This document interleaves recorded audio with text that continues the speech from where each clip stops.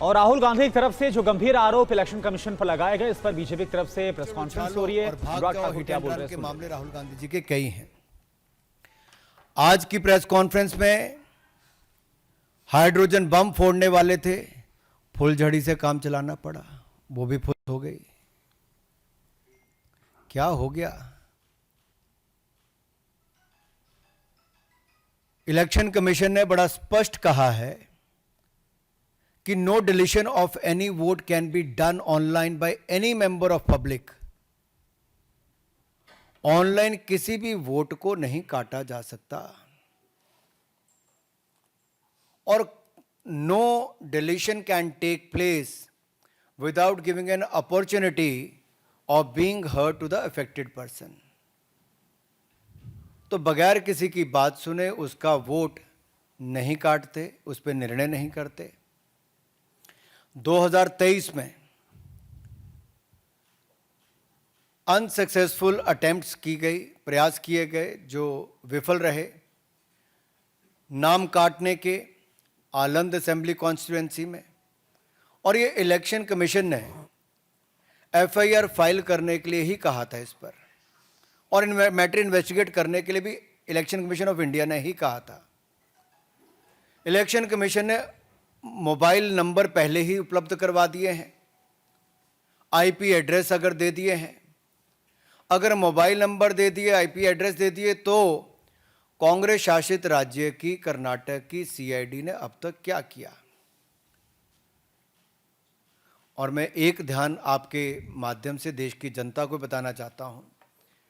Records के अनुसार आलंद विधानसभा क्षेत्र ये कांग्रेस के ही कैंडिडेट ने जीती थी 2023 में 10,348 मतों से। तो क्या श्रीमान राहुल गांधी जी, कांग्रेस ने वोट चोरी करके सीट जीती थी? एक बात आज जो राहुल जी ने बातों में मान ली और अपने जवाब में कहा, वो कहते कहते हाइड्रोजन बम एक तरह से फोड़ गए अपने ऊपर ही। वो कहते मैं लोकतंत्र बचाने नहीं आया। राहुल जी कहते हैं लोकतंत्र को बर्बाद करने की तैयारी है क्या? गलत निराधार आरोप बार बार संवैधानिक संस्थाओं पर लगाना, गलत निराधार आरोप बार बार इलेक्शन कमीशन ऑफ इंडिया पर लगाना, कभी ईवीएम पर प्रश्न चिन्ह खड़े करने, कभी वीवीपैट पर करना, कभी चुनावों के नतीजों पर करना, और कभी टूल किट के सहारे भारत के लोकतंत्र पर, संवैधानिक संस्थाओं पर प्रश्न चिन्ह खड़ा करना, क्या यह आदत सी बन गई है? क्या चाहती है कांग्रेस पार्टी? पूर्व प्रधानमंत्री इंदिरा गांधी जी सत्ता का दुरुपयोग करके, अफसरों का दुरुपयोग करके चुनाव जीती है तो कोर्ट उनको बाहर का रास्ता दिखाता है। राजीव गांधी जी की हत्या के बाद एक लोकसभा का चुनाव पेंडिंग नहीं होता, 1 महीने तक अगर चुनाव को स्थगित कर दिया जाता तो किस पार्टी को फायदा उस समय के इलेक्शन कमीशन ने दिया?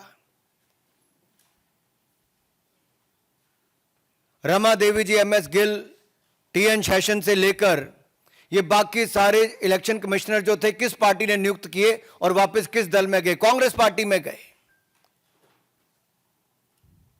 इलेक्शन कमीशन का दुरुपयोग इन्होंने कभी किया होगा, उनको बड़े बड़े पद भी बाद में दिए होंगे, लेकिन अगर निष्पक्षता के साथ भारत का इलेक्शन कमीशन काम कर रहा है तो बार बार राहुल गांधी जी का प्रयास है कि लोकतंत्र पर प्रहार किया जाए, भारत के लोकतंत्र को कमजोर किया जाए, जनता को गुमराह किया जाए, और जिस तरह से बांग्लादेश नेपाल में स्थिति बनती है वैसे झूठ बोल बोल के वहां पे स्थिति पैदा कर दो देश में। मैं एक और उदाहरण आपको देना चाहता हूं। अभी हाल ही में कर्नाटक हाईकोर्ट का फैसला आया, मलूर विधानसभा के चुनाव को खारिज किया है। क्या 2023 में कांग्रेस ने वोटों के गबन के साथ इस सीट को जीता था? इस मामले में कर्नाटक हाईकोर्ट ने भाजपा के उम्मीदवार मंजुनाथ गौड़ा के पक्ष में फैसला सुनाया है। कोर्ट ने कहा मलूर विधानसभा में मतगणना के दौरान गंभीर अनियमितताएं हुई, क्या हेरा फेरी के साथ कांग्रेस ने सीट जीती थी? राहुल जी, जवाब देना पड़ेगा आपको और कांग्रेस पार्टी को।